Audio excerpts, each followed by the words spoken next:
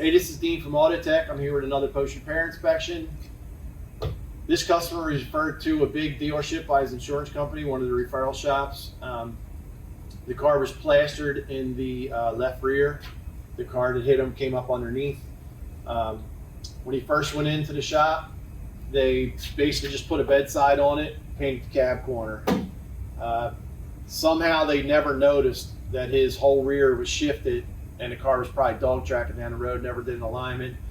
After the customer picked it up, he realized, he even noticed that his wheel was closer on this side than it was on that side.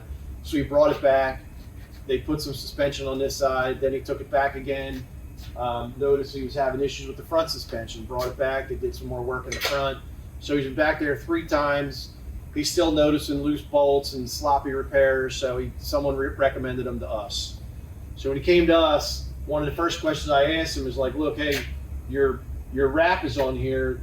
Are you ever concerned about a color match issue? And he said, actually, I'm pulling the wrap off one of my older trucks to turn around and sell it. I said, so if you pull this wrap off and you see 2 different colors, is that going to bother you? And he said, well, it's going to make me lose value when I sell my car, so of course I want to do that. So what we did is we pulled the wrap off of this side, and clearly there's a total mismatch. They never bothered to blend into the rear door. This vehicle has a 2-tone that they never bothered to do. Again, just assuming the guy's going to wrap his car. So do we owe them to put it back to the way it was prior to being wrapped? I think they do, but maybe they didn't think so. So they never 2-tone this. Really the big things that we notice is, they didn't pull the glass out, but really what's kind of killing this is this brand new panel now has all rust on it, because all around the wheel opening and all up underneath of the bed rail are big, large areas of bare metal where they ground all the paint off. There's no corrosion protection, no paint. So it's all starting to rust heavily under there and heavily around the wheel opening. There's still dents in the panel, sloppy caulk job on the new gate, no corrosion protection on the new gate. Just overall sloppy job. I mean, clearly they rushed through it.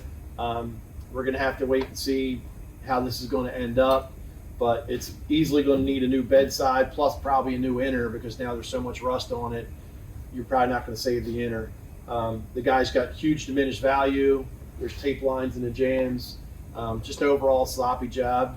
This is Dean at Auto Tech. Check us out at autotechcollision.com.